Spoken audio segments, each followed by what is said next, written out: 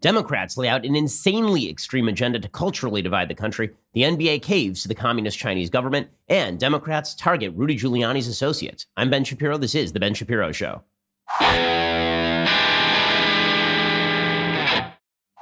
The Ben Shapiro Show is sponsored by ExpressVPN. Protect your online privacy today at expressvpn.com/Ben. Alrighty, so let us begin with a basic truth. All the Democrats had to do was not be insane. That's it. That's all they had to do. I've been saying this since the day of the election of 2016. All Democrats would have to do is not be crazy. If they wanted to defeat Trump in 2020, they did not have to be exceedingly forthgoing. They didn't have to be really winning. They didn't have to be very exciting. All they had to do was not be bat bleep loony. That's it. All they had to do was be not totally insane. Naturally, Democrats have been unable to do that. And so we have seen Democrats not only go insane over things like the Mueller report, but on policy, they've been swinging radically to the left. And that's not just true on things like Medicare for all, where frankly, there's a pretty healthy debate in the country over exactly which direction we should go with our national medical system. Should it be more regulated? Should it be less regulated? Medicare for all happens to be a controversial topic, but that is at least within sort of the realm of traditional American discussion. It's been up for debate since at least the 1990s when Hillary Care was discussed. Democrats have decided that they are going to go all out crazy on social leftist issues. And this is where you get into the issues, the kind of issues that divide Americans beyond all recognition. If you want the country to actually divide, all you have to do is keep putting your thumb directly in the social issues and just pushing. That's all you have to do, because there are certain principles that Americans are not going to compromise on. And if Americans are forced to choose between adherence to religious principle, adherence to moral principle, what they teach their children, and the dictates of the social left, they will stand with their own religious and moral principles. And if they are castigated as bigots, they are still not going to cave to the social left. They're not going to cave to the editorial board of the New York Times or the anchors at CNN. They're not going to cave to the board members at the Human Rights Council or the Human Rights Campaign who tell them that their attendance at church and they're teaching scripture to their children or teaching their children traditional natural law principles about human behavior, that this is somehow bigotry, that this somehow manifests animus. They're not going to do that. And if the Democrats, if the left in this country decide that they're going to shut down religion in the country, if they decide they're going to shut down any moral principle that differs from theirs on very personal moral issues, including issues regarding how they raise their children with regard to gender and sex, then this country is simply not going to last. Because if you have states like California that decide to go full social leftist and effectively make illegal any viewpoint that is not the social left line, everybody who is not that is going to have to move out of the state, and you're going to see a vast separation in the country. And if you want two Americas, this is how you're going to get it. Not through economics, not through Medicare for all. Those are open debates that can be had. But if you are fundamentally questioning the principles of a fellow American to the point where you are effectively threatening to indoctrinate their children with your principles because you think that your principles are so sacrosanct and their principles are so evil, well, that is the basis for actual conflict in the country. I don't think it'll come to armed conflict in this country. I think instead what you will have is a vast population separation and then a mutual parting of ways if this continues. The reason I say this is because I actually spent some time watching that Democratic town hall last night, the so-called equality town hall, the LGBT town hall. And it was not about equality. It was about discrimination against religious people. It was about rage against people who disagree with the prevailing social left agenda. It is that simple. That is what that was. And it was not about we just want tolerance. We just want acceptance. First of all, tolerance and acceptance are not the same thing. They are not. I tolerate lots of behavior that I don't accept. I tolerate lots of behavior that I believe to be wrong, right? That is what it means to be American, is to tolerate viewpoints and behavior that you may not think is wrong, but that does not actually change your life or hurt you in any way. Okay, toleration and acceptance, not exactly the same thing. But the Democrats want to go one further, and that is celebration. Eric Erickson, my colleague, has said before, you will be made to care. And it's not just you will be made to care. Right? It's not just enough for you to throw up your hands and say, listen, do what you want, whatever floats your boat. That's not enough. What the left wants is your approval. Right? It's not just acceptance, it's approval. They want your celebration. If you are not properly celebrating, this is evidence that you are a bad, bad person who's benighted and indoctrinated by centuries of religious bigotry and all of this. And the Democrats went full bore on that last night. They were cutting campaign commercials for Donald Trump last night. If you want Americans to go out and vote for Donald Trump, do this. Because I'll be honest with you, over the last week, Trump has had a terrible week. Trump's had an awful week between all the impeachment gate talk and Ukraine and President Trump pulling out of the Kurdish areas of northern Syria and getting blowback from his own party for that. It's made him an extremely unattractive candidate for a lot of people in the middle and even a few people on the right. But if you want people like me to walk over broken glass on my knees to vote for Trump, all you have to do is tell me you're going to outlaw my synagogue.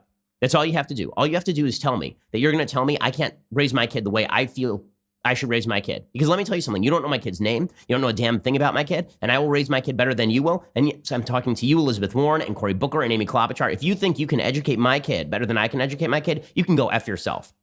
And I know there are millions, tens of millions, probably hundreds of millions of Americans who feel the same way. And what we saw last night on CNN was an abject attempt to seize the reins of cultural conversation, not just to push, not just to convince, but to cram down. If you are talking about using the heavy hand of government to cram down your social viewpoint, you are no different from the people who you label theocrats on the other side. You say that there are people who are theocratic on the other side, these evil, horrible religious people who want to use religious principle and ram that down on you from above. Right? This is what the left is constantly claiming. And I keep saying, I don't see the theocracy. Where is it? You keep saying Mike Pence is a theocrat. Please name the things that are theocratic that Mike Pence has done. But your religion of social leftism, it is indeed a religion. And you are the ones who are seeking to take control of a government and then use it to destroy how I raise my child, the people with whom I associate, how I practice my religion. I've not done anything to you. I've not done anything to you. I was libertarian on same-sex marriage before Oberge fell. Okay, the fact is that you are still trying to come in and wreck my community. You're trying to wreck how I raise my child. You're basically at the verge of threatening my ability to raise my own child. It's insane. I'm going to show you clips from this Democratic town hall in just 1 second, and you will see the animus for religion. You will see the desire to use the federal government as a club to beat into submission anyone who disagrees on social policy. You want a country to last, you have to live and let live. It was funny. I thought that was basically the slogan of the gay rights movement, right? It was live and let live. We're not bothering you. Leave us alone. Fine. Good. Okay, well, I'm not bothering you. Leave me alone. And if you don't leave me alone, well, then I'm going to have to fight back. I'm either going to have to move or I'm going to have to fight back. Those are the only two choices you are leaving available to people when you will not let them live and let live. And when you dictate that their entire way of raising their children is morally wrong and benighted, and more than that, not just morally condemning those people, which is fine, right? It's a free country. You can morally condemn whoever you see fit. And by the way, the left should know this, right? They're busy morally condemning everybody who disagrees with them that there are 93 separate genders, that attack helicopter is a gender. They're busy telling everyone who's like that they're ignorant and terrible. But they have no such sympathy for people on the right who say, you know what? I disagree. And I think that there are only two genders, male and female, and that my child is born the biology that they are born. Or that I believe, according to natural law principles, that heterosexual behavior is morally superior to homosexual behavior, not because of religious principle, because of natural law principles that men and women belong together, that they produce families, that produce children, and that is not in any way a justification of discrimination against people who are homosexual. That is not in any way a justification of nastiness against people who are gay. That is not in any way a justification of people discriminating against people who behave in certain ways. But that is a moral judgment. I get to make that moral judgment in my own life and with regard to how I raise my kids and live my life, just as you get to make a moral judgment about me. It's a free country. Feel free. Whatever floats your boat morally. But I'm willing to say that. Some people, a lot of people on the left and the Democratic Party are simply not willing to say that. They're not willing to acknowledge that in any way, shape, or form. And that is what we are about to see. It's not just about social disapproval of people who disagree. It's about using the power of government to target people who disagree. And this is where you raise everybody's hackles. It's not just about you saying that I'm morally wrong because I disapprove of homosexuality on a religious and natural law level. You can say that, fine. First of all, I don't even care. I don't even know why you care what I think about these things. As I say, I'm libertarian, whatever floats your boat. But it's not about that for the Democrats. For the Democrats, it's about how we enshrine our principles in law and force you to behave in ways that conflict with both your religious and moral principles. And you want to break apart the country? This is the way to do it. We'll get to more of this in a second. We're going to jump into this Democratic town hall because it was truly insulting on virtually every level. I mean, when Barack Obama suggested that religious Americans are bitter clingers clinging to God and guns and religion, when people talk about the scorn that the high-level left has for traditional Americans and for basically everyone living somewhere between Los Angeles and New York, this is what they are talking about. We'll get to that in just 1 second. First, let's talk about hiring. Hiring can actually be slow and difficult. If you want to get the right people, you have to make sure you have the right people. The last thing you want is to hire somebody and then you have to somehow cudgel them into being a good employee. Hiring is all about finding the right person and then setting them free to fulfill their potential. But you know who can help you do that? the folks over at ZipRecruiter.com. ZipRecruiter will help you find employees within the very first day. 4 out of 5 employers who post on ZipRecruiter get a quality candidate within the very first day. So let's say that you have an employee who, really tries his best, but simply can't get clips done on time, like Colton or something. And you wanted to replace Colton. Well, what you would do is go over to ZipRecruiter.com. ZipRecruiter is effective for businesses of all sizes. Try ZipRecruiter for free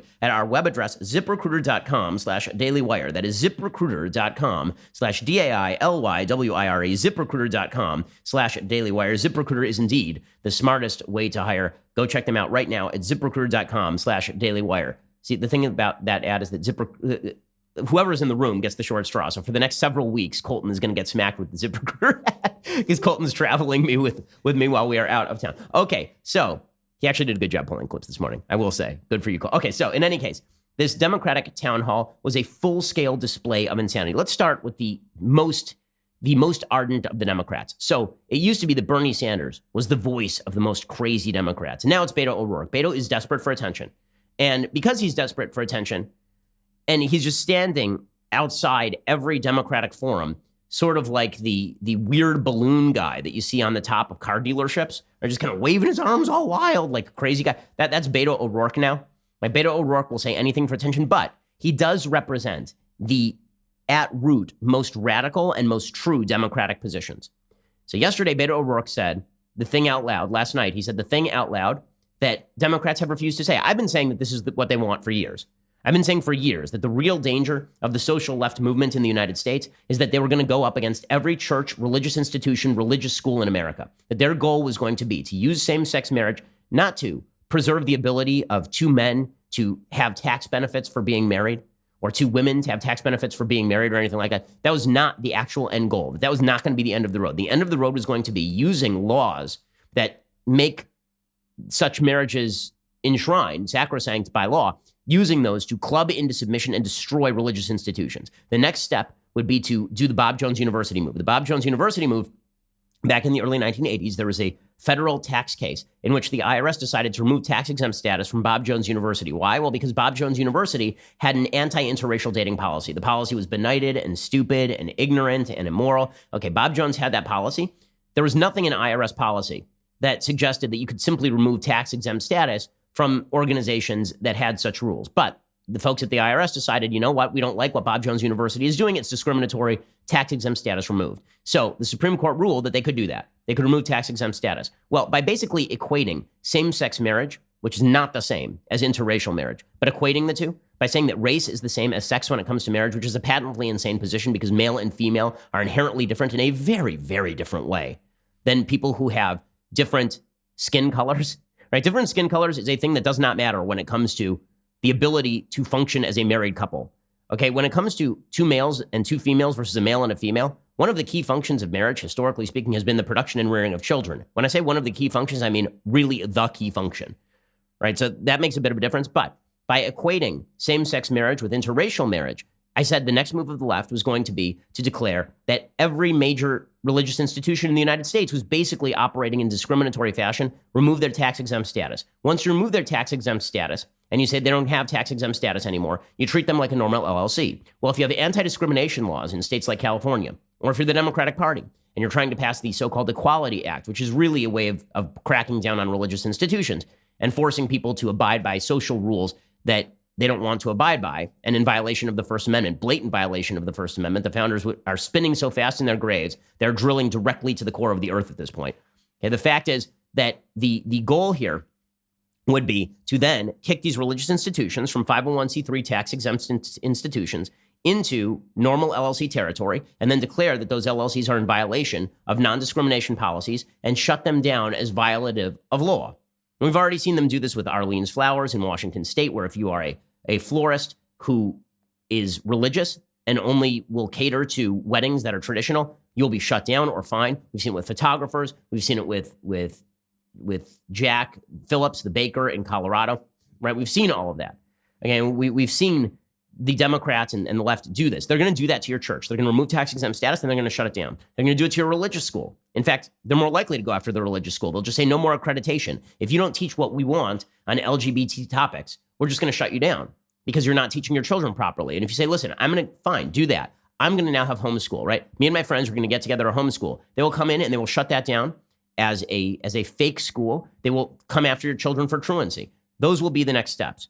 And people say, oh, that's alarmism. We would never do that. We would never do that. We would never come after you. I mean, come on, live and let live, right?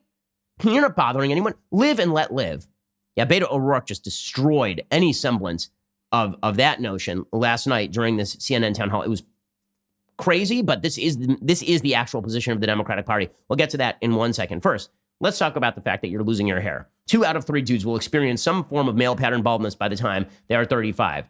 I am unlucky. My mom's family, her dad, he balded really early. So I've been deeply worried about losing my hair. But there is good news. With today's advancements in science, Keeps offers proven treatments that can combat the symptoms of hair loss. Keeps has revolutionized the way men are treated for hair loss. You used to have to go to the doctor's office for your hair loss prescription. Now, thanks to Keeps, you can visit a doctor online and get medication delivered to your home. No more waiting rooms, no more pharmacy checkout lines. Get doctor attention and discreet drug delivery, all from the comfort and privacy of your own home. Prevention is the key. Once the hair is gone, very hard to regrow. Keeps treatments really do work. They're up to 90% effective at reducing and stopping further hair loss. The sooner you start using Keeps, the more hair you are going to save. So go check them out right now. Their treatment starts at just $10 a month. Plus, for a limited time, you can get your first month for free. They make it super easy to keep the hair you have. If you're ready to take action and prevent hair loss, go to keeps.com/Ben to receive your first month of treatment for free. That is KEEPS.com/Ben, keeps.com/Ben to receive that first month of treatment for free. Okay, so as I say, the Democrats decided they're going to cut a bunch of ads for Donald Trump last night. Beto O'Rourke led the way. Here's Beto explaining that colleges and churches that oppose same-sex marriage should lose their tax-exempt status. So he is saying exactly what I have been saying for 10 years. People have been saying that I was alarmist about all of this. One of the reasons I'm libertarian on same-sex marriage is not just because I don't think that the government has a role in regulating activity that doesn't harm anybody else, but also because I was deeply afraid that the government getting involved and redefining marriage to include same-sex marriage would end in exactly with what Beto O'Rourke is talking about right here. So here is Beto O'Rourke saying straight out that he wants to remove tax-exempt status, right, which is the first step toward basically getting rid of these institutions altogether, from every college, every church that opposes a same-sex marriage, right? Any institution, he says any charity. What does he think churches are? Churches are charities. Remove tax-exempt status. They won't be tax-exempt any longer. So you won't be able to give charity to your church because if you do, you'll be acting in discriminatory ways. Here's Beto O'Rourke saying it out loud. Colleges, churches, charities, should they lose their tax-exempt status if they oppose same-sex marriage? Yes. There can be no reward, no benefit, no tax break for anyone or any institution, any organization in America that denies the full human rights and the full civil rights of every single one of us. And so as president, we're going to make that a priority, and we are going to stop those who are infringing upon the human rights of our fellow Americans. Okay, so in other words, if you're a church, you're not infringing on anybody's rights. You're just saying you can't come here for your marriage. Go to the church down the street. You're a religious school. You're saying, listen, you want to learn about gay rights? Go to the public school down the street. Okay, you want to learn about gay rights? You can just go to that secular atheistic crossroads school in Santa Monica. Like, enjoy yourself. That's your problem. Go enjoy. Fine. You're not infringing on anybody. Your mere existence is an infringement, according to Beto O'Rourke. The institutional existence is an infringement on liberty, according to Beto O'Rourke, and you must be shut down. You want a culture war in this country? You damn well have it, Beto O'Rourke. You want a culture war in this country? You want this country to come apart at the seams? This is how you do it. Because I promise you, if you come to tell me that you're going to indoctrinate my kids in particular policy and that I can't pull my kid out of the school and send my kid to a school I want to send them to, that I can't go to the church or synagogue that I want to go to, and if you make that national policy, not just California policy where I can move, but national policy, people are not going to stand for that. They're not going to stand for that. And if you send a truant officer to remove my child, I have 2 choices at that point, right? If I have no place to move because you've now made this national federal policy, I now have 2 choices. 1 is to leave the country utterly. 2 is to pick up a gun. Those are the only choices that you have left me. And now people on like, oh, how could you say stuff like that? How could you be so extreme? It's not extreme to defend the fundamental rights the Constitution was created in order to protect. These rights pre-exist government. My right to raise my child in my faith is my right. That is a First Amendment right. There's only one reason the government exists, to protect those rights, not invade those rights. It is my right to raise my child with the moral precepts that I find to be beneficial for my child. Beto O'Rourke does not get to raise my child. And if he tries, I will meet him at the door with a gun. That is insane. That is insane. If he tries to remove my child from my home, well, he's not suggesting that. Where do you think this goes? What do you think the next step is? He's saying it openly, that there can be no reward for doing this. How far is reward from compulsion? How far is reward from compulsion? Because the Equality Act basically suggests that businesses should be shut down if they disagree with Beto O'Rourke. Okay, I'm looking 3 steps down the road. This is where this is going. And the fact that there are people on the left who are cheering for this, do they want this conflict? You want to live in a country with me? I want to live in a country with you. I disagree with Beto O'Rourke on all this stuff. He's still an American. I still want to live in a country with him. He obviously doesn't want to live in a country with me or anyone like me. He wants us changed to meet his definition of the good, his definition of the higher moral decency. The answer there is no. And it wasn't just Beto O'Rourke last night. As we'll see, it was a bunch of candidates. And if they weren't saying it out loud, that was the basic theme. The basic theme was, we are going to cram down on all of American society our views on what this is theocracy. It is theocracy of the left.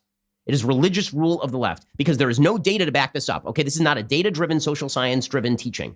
This is not driven by evidence. This is driven by a religious conviction that the leveling of all human beings and the attempt to level all human behavior to the same moral level is an inherent good.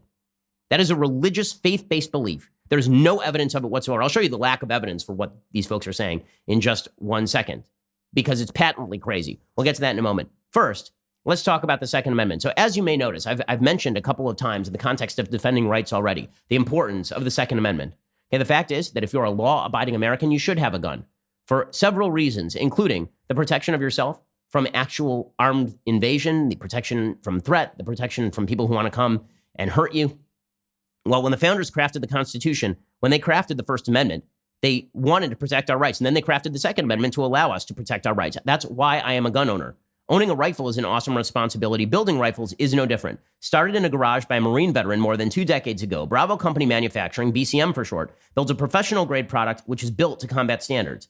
Bravo Company Manufacturing is not a sporting arms company. They design, engineer, and manufacture life-saving equipment. The people at BCM assume that when a rifle leaves their shop, it will be used in a life or death situation by a responsible citizen, law enforcement officer, or a soldier overseas. To learn more about Bravo Company Manufacturing, head on over to BravoCompanyMFG.com, and you can discover more about their products, special offers, and upcoming news. That's BravoCompanyMFG.com. If you need more convincing, find out even more about BCM and the awesome people who make their products at YouTube.com/BravoCompanyUSA. That is BravoCompanyMFG.com. Go check them out right now. They make awesome products. Okay, so it's not just Beto O'Rourke who has been doing this extremist routine. It's also Cory Booker. Here's Cory Booker yesterday suggesting that Catholic schools across the country, he's basically suggesting we should shut down every Catholic school in America, Cory Booker. He says Catholic schools across the country are using religion to justify discrimination. Insane.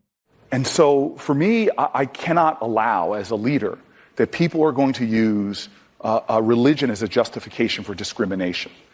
I could respect your religious freedoms, but also protect people from discrimination. And as I said in an earlier answer, I grew up in a household where my parents talked to me about how people used to use religion to justify the discrimination against African Americans. I cannot allow? Who the F are you, dude? You cannot allow? Guess what? That's not your right. My right is to act in ways that don't harm anybody else. And if I choose to have an institution where I am going to elevate heterosexuality above homosexuality, that is not harming anyone else. You don't have to participate in that institution. It's a free country. I mean, you have institutions where you don't tolerate my religious beliefs. I don't expect that when I walk into a mosque that suddenly they're going to start practicing Judaism. I don't expect that when I walk into an atheist meeting, they're going to start keeping kosher.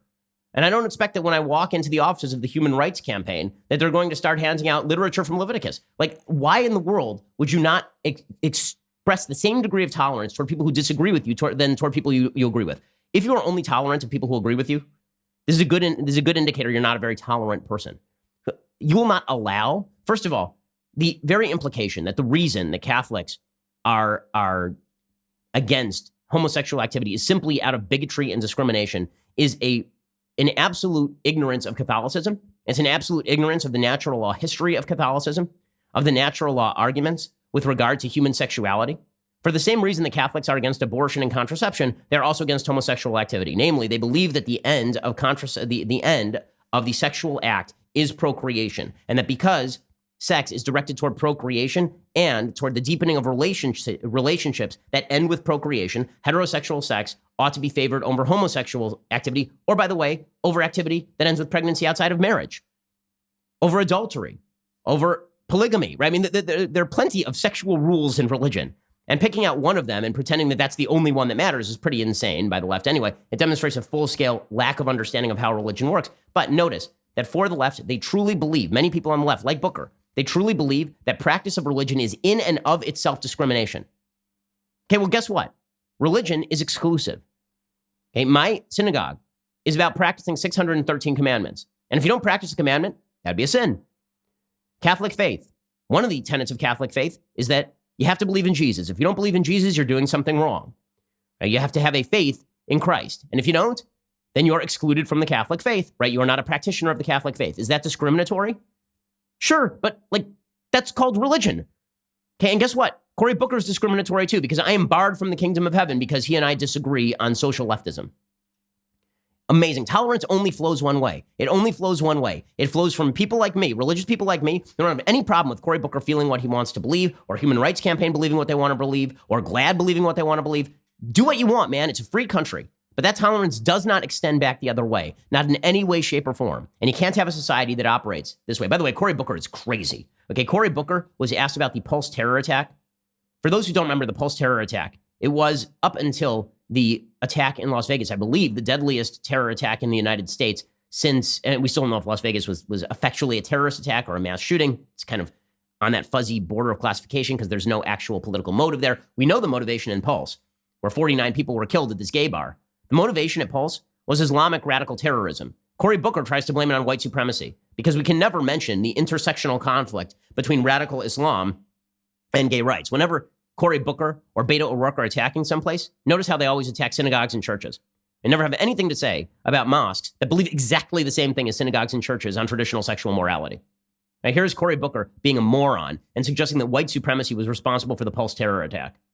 So first of all, very clearly, it is a national emergency. The majority of the terrorist attacks in this country since 9/11 have been right-wing extremist groups. The majority of them have been white supremacist and hate groups. And I will elevate, as President of the United States, an office on hate crimes and white supremacy to make sure it is a presidential level effort to protect our country as a whole. But I'm not stopping there. Okay, by the way, the question that Booker was asked was about the Pulse terror attack. It sounds like he's being asked about Tree of Life or something. He was asked about the Pulse terror attack, which was committed by an actual terrorist. Okay, by an actual Islamic terrorist. Tree of Life was committed by a white supremacist terrorist. A bit of a difference there. In just 1 second, we are going to get to more from this insane town hall, because some of this was attitudinal. And you've noticed that I'm putting the attitudinal stuff below the compulsive stuff, the compulsory stuff, because I don't think it's quite as important. It's still important because the attitudinal direction toward these issues is informing the Beto O'Rourke, Cory Booker, we are going to cram down our viewpoint on you routine. And the viewpoint itself is wildly out of step with evidence. So as I say, this is not about we're bringing the best social science data to bear in a completely secular way. And if that affects religion, it affects religion. As Justice Scalia would have said about religious practice, it is a neutral law of neutral applicability, right? That it's just a law that applies to everybody, and it is not specifically directed at religion. No, this is not a neutral law, okay? This is a non-evidence-based viewpoint on human relations that is going to be crammed down in religious fashion. We're going to get to that in just 1 second. First, let's talk about the earbuds that you're using to listen to this show right now. Maybe you got the old-fashioned earbuds with the big wires that go down to your phone. Maybe you have the really expensive earbuds and you're afraid you're going to lose one of them, or maybe you did lose one of them and now you need a replacement. Well, Raycon is the place to go. Raycon earbuds start at about half the price of any other premium wireless earbuds on the market. They sound just as amazing as other top audio brands that you know, but the latest model is the best one yet. 6 hours of playtime, seamless Bluetooth pairing, more bass, a more compact design that gives you a nice noise-isolating fit. Raycon's wireless earbuds are so comfortable, they are perfect for on-the-go listening and for taking phone calls. And unlike some of the other wireless options, they don't have any sort of wires or stems. They are stylish and discreet. I really love my Raycons. They come in a variety of colors. They actually have a bunch of different fits in case you have a different shaped ear. Now is the time to get the latest and greatest from Raycon. Get 15% off your order at buyraycon.com/Ben. That is BUYRAYCON.com/Ben for 15% off Raycon wireless earbuds. That is buyraycon.com/Ben. Once more, BUYRAYCON.com/Ben. Go check them out. right now, buyraycon.com/Ben. Okay, in just a second, we're going to get to the rest of this Democratic town hall, and then we'll get to, I mean, it was insane, man. It was wild. And then we'll get to the Rudy Giuliani of it all and the whistleblower of impeachment gate 2019. We'll get to that update in just a second. First, folks, the Daily Wire's long-awaited app is finally here.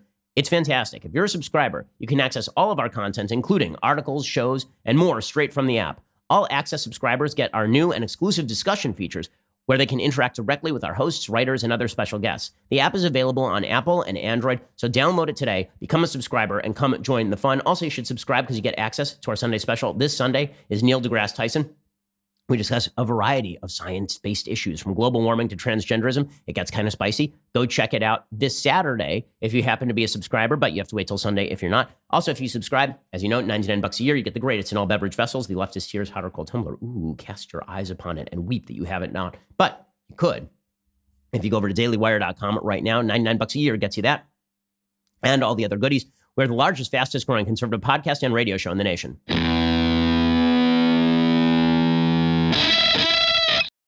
Alrighty, so the attitude of the Democrats here is just as insane as their contention that the government ought to be used to cram down that attitude.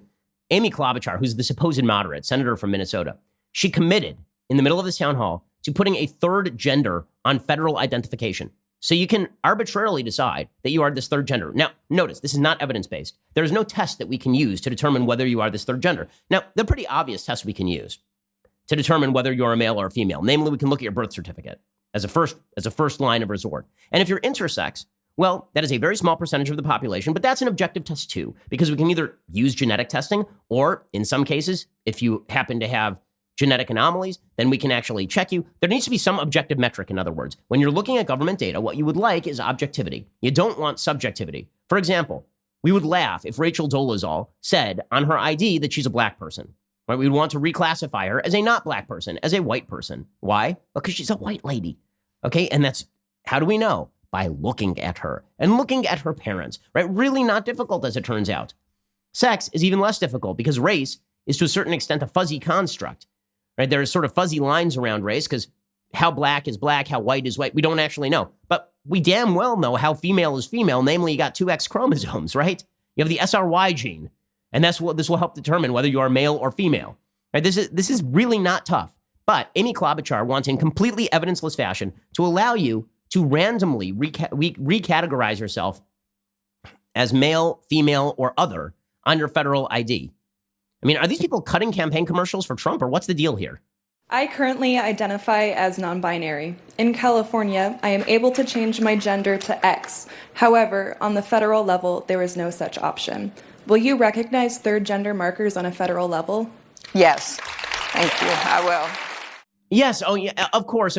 I identify as non-binary. I identify is an immediate giveaway that the government should not actually be recognizing your position. Your self-identification is of zero relevance when it comes to checking your gender when you get pulled over at a traffic stop. Okay, your ID is used to identify you. That, notice, ID has to do with identification, how others identify you. That's what an ID is for. Your ID is not a 5-paragraph essay on how you feel about the movie Titanic. Your ID is about objective identification by others of you. When I travel with a passport, you know what they do? They look at my picture on the passport, then they look at me, then they look at the picture, then they look at me, and they go, oh, that's you. You know how I can tell it's you? Because I have this objective identification right here, this ID, and it tells me exactly who you are. What if instead of that, it didn't have, I said, you know what? I don't identify as my picture. I don't. That's not how I feel on the inside. I feel like a woman. And so my picture does not really identify who I am on the inside. Like, it defeats the purpose of an ID. What the hell are you talking about? What are you this is not based in evidence. Now, everybody cheers because it's very tolerant. Oh, it's so tolerant. But guess what? The government policy is not about tolerance. When it comes to ID, there are certain other areas where it is. When it comes to racial non-discrimination, for example. But when it comes to trying to identify you to get on a plane, it seems like it should matter to the TSA whether they can identify you as the correct gender or not. They're pretty clear, obvious physical markers of this sort of thing. Like this woman, okay, this is pretty obviously a woman, identifies as quote unquote non-binary. Okay, well, but I just told you this is a woman because how could by using my eyes? I know it was very, very difficult. And then you had the pandering of Kamala Harris, who announced her pronouns. This is the new routine on the left, to demonstrate that you believe that gender doesn't exist and that gender is an arbitrary construct and that you can pick your own gender. You now have to identify the own pronouns by which you wish to be called, because the world must be shaped according to your whim. When you talk about tolerance, by the way, tolerance is expressly about your ability to recognize that other people view the world in a way different from you. That's what tolerance is. Tolerance is about, I recognize that you view the world in a way that is different from me. But the entire basis of the pronoun debate is the rest of the world must never view the world in a different way based on objectively defined characteristics. The rest of the world must define the world how I wish to define the world. Because I have no objective standard. My standard changes day to day. I can change my gender however I please. But you have to identify me by what I wish to be identified as. This is the least tolerant position of all time. The least tolerant position is I identify the world in a certain way based on no objective markers that you can see or that I can see. But you're supposed to redefine your entire reality, and the rest of the world is too, around whatever pronouns I choose. So here's Kamala Harris announcing her pronouns, and then Chris Cuomo being an idiot and trying to identify as a woman as well. Good to see you, Senator. Thank you for joining us. Appreciate it. How are you? Anna, thank you guys. And my pronouns are she, her, and hers. She, her, and her? Mine too. All right. All right, first question.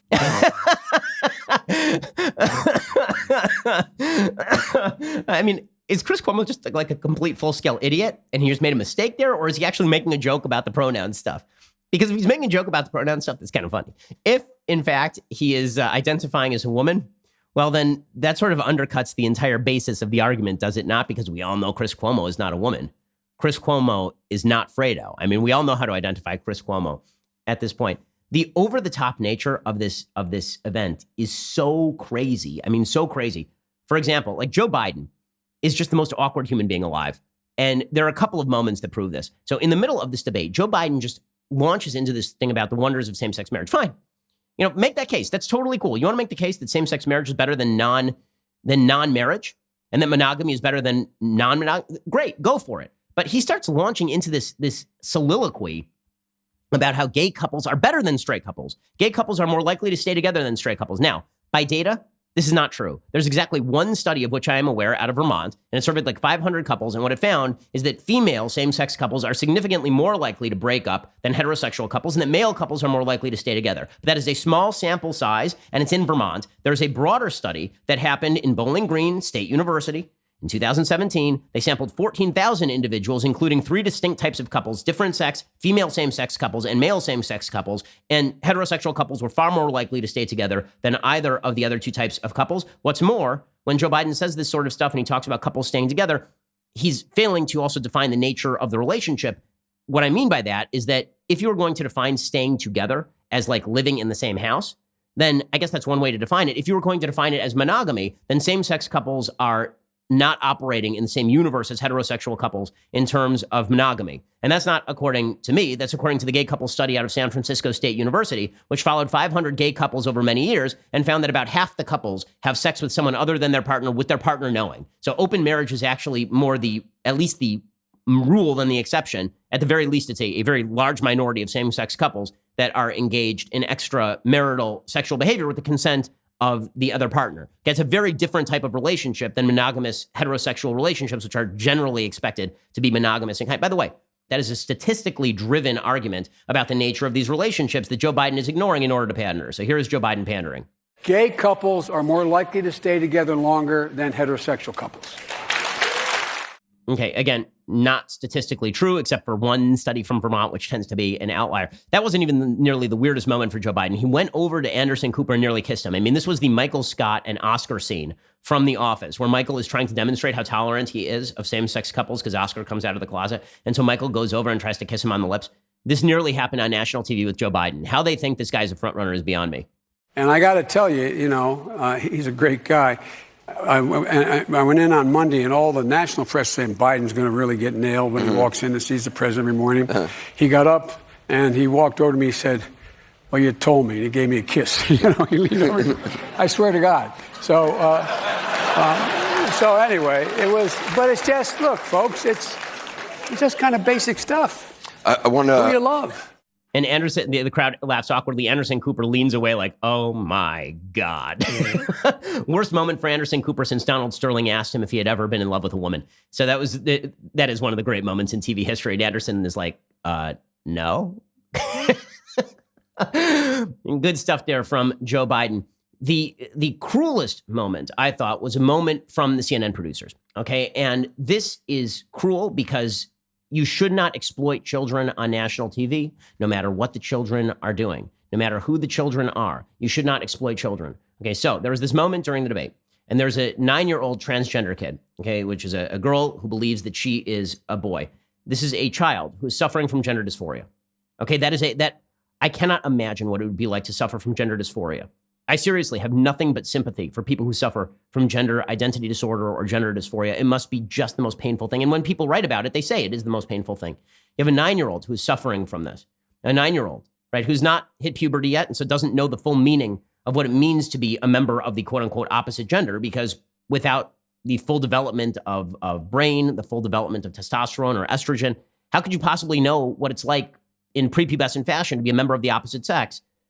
Things change pretty radically when you become hormonal. And anyways, in any case, this 9-year-old transgender boy is brought out by her parents, because this is a girl, brought out by her parents, and she asks a question to Elizabeth Warren. And the purpose of this for CNN is to make it impossible to question Elizabeth Warren's answer, and also to basically emotionally blackmail the audience into suggesting that if you believe it's exploitative for CNN to do this, if you believe it's exploitative of this kid's parents, and I do, I believe it's deeply exploitative of this kid's parents. I feel awful for this child. It's a terrible, terrible thing. To question, to turn a child into a political tool is a deeply wrong thing. And this is true whether you are taking your kid and forcing your kid to protest at rallies on police brutality or abortion, or whether you are choosing to take your kid and trot them out on national television to talk about their own mental state at 9 years old. I don't care what your mental state is. Talking about your mental state on public television at 9 years old is insane. It's insane for CNN to do this to this kid. I feel awful for this kid. And they bring out this kid to question Elizabeth Warren, and this is treated as a great heroic moment for Elizabeth Warren. Children should not be treated like this in any context, let alone a context where the kid is suffering from a condition. And whatever you believe about transgenderism and the ability or malleability of gender, there's no question that gender identity disorder is a condition, and that gender dysphoria is a condition, and a painful condition at that. Here is this moment, this very terrible moment that CNN voiced, again, not for the kid, this has nothing to do with the child. This has to do with the exploitation of the child, for whom I feel awful, really, truly. I have a child who's 5, I have a child who's 3. I cannot imagine doing this to my kid. And I can't imagine allowing a national television network to do this to my child. Anyway, here is CNN doing this. My name is Jacob, and I'm a 9-year-old transgender American. My question is... All right, Jacob. Hold on.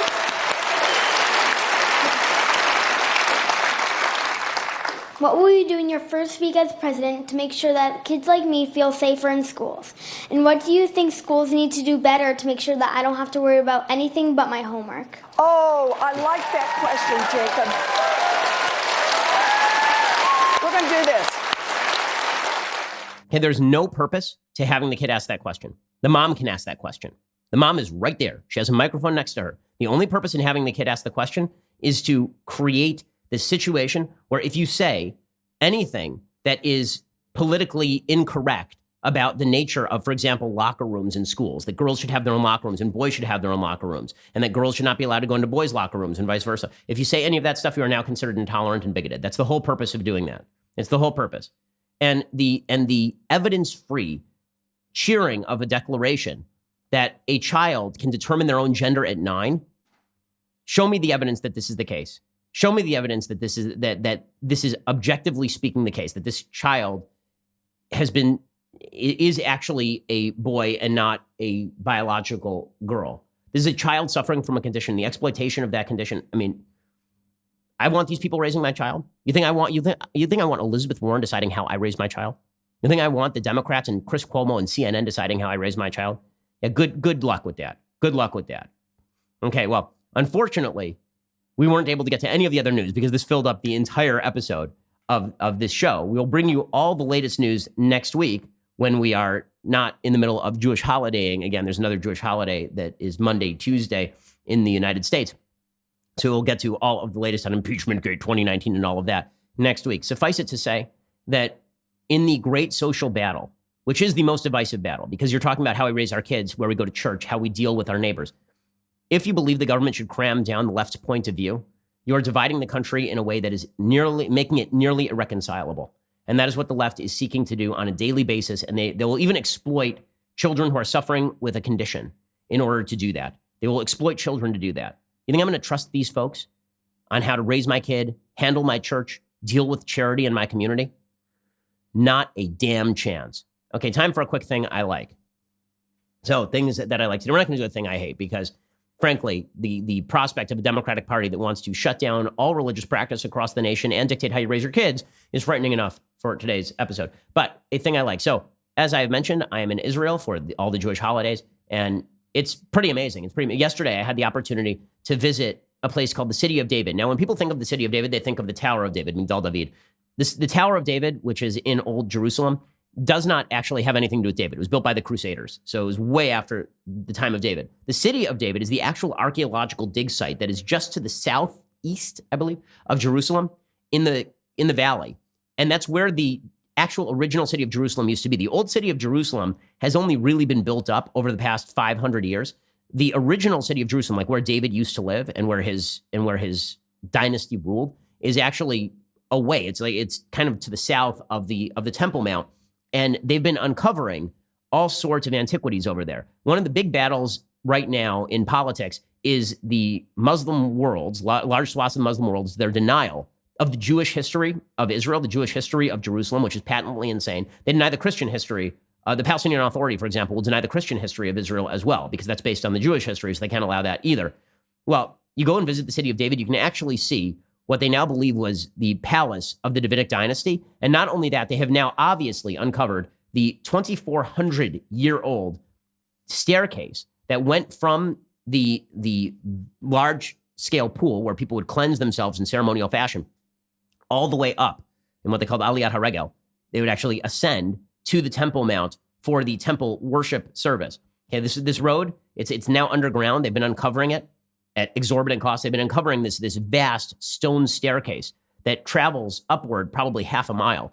And this is the place Jesus walked. I mean, the chances that Jesus walked this exact road are 100%, not 90%, not 95%, 100%, because this is the road that everybody took to go toward the Temple Mount. So when it talks in the New Testament about Jesus overturning money tables of the money lenders this is the road that they're talking about, right? Not the Via Dolorosa, none of that stuff. We're talking about the actual places where Jesus walked. And for 1,000 years before, people were walking. Hundreds of years before, people were walking. They've uncovered seals with names on them in ancient Hebraic script that are the exact names that are mentioned in Tanakh, that are mentioned in the prophets. It's an amazing, amazing thing. Here's a little bit of video, in case you can see it, of what some of this looks like.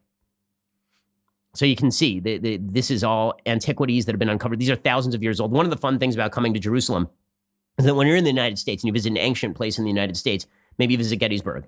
That's like 150 years old. Maybe you go visit Independence Hall. That's 230 years old, maybe. And then you come to Israel and you're visiting places that are 3,000 years old, right? You're walking on the same exact pathways that were walked by people 2,000 years ago, 2,500 years ago. When people deny the Judaic nature of the origins of this land, they are just denying history. And the City of David proves it full scale. Okay, we are talking about Jewish occupancy of the land of Israel fully 2,000 years before the rise of Islam. So when the UN declares that the old city of Jerusalem is Islamic territory, that is insane. Okay, I'm sorry, that's insane. If you're declaring that they've tried to stop a lot of the digging for antiquities, specifically because they don't like the Jewish connections to these places. The Palestinian Authority has famously urged the Islamic Waqf on the Temple Mount to actually dig up and destroy antiquities on the Temple Mount in order to prevent the Jews from claiming that the Temple Mount is Jewish. The Obama administration and all of their horrific ridiculousness about the state of Israel, they actually, in the very late stages of the Obama administration, allowed a UN resolution to go forward declaring that the Temple Mount, as well as the Western Wall, were occupied territory. Okay, if you're talking about the holiest sites in Judaism that pre-exist Christianity by a full 1,000 years and Islam by full 2,000 years, if you're talking about that as occupied Jewish territory, it's because you are deliberately ignoring history. The City of David proves it. If you're in Jerusalem, you should totally check it out. It's a pretty amazing experience. Alrighty. Well, we will be back here next week after the Jewish holidays. I'm sure I'm going to miss a lot. So when I come back, there will be a lot to talk about. In the meantime, have yourself a wonderful weekend, or join us a little bit later today for 2 additional hours. I'm Ben Shapiro. This is The Ben Shapiro Show. The Ben Shapiro Show is produced by Robert Sterling, directed by Mike Joyner, executive producer Jeremy Boring, senior producer Jonathan Hay. Our supervising producer is Mathis Glover, and our technical producer is Austin Stevens. Assistant director Pavel Wydowski, edited by Adam Sayevitz. Audio is mixed by Mike Coromina. Hair and makeup is by Jesua Olvera. Production assistant Nick Sheehan. The Ben Shapiro Show is a Daily Wire production. Copyright Daily Wire 2019. On the Matt Walsh Show, we're not just discussing politics. We're talking culture, faith, family, all of the things that are really important to you. So come join the conversation.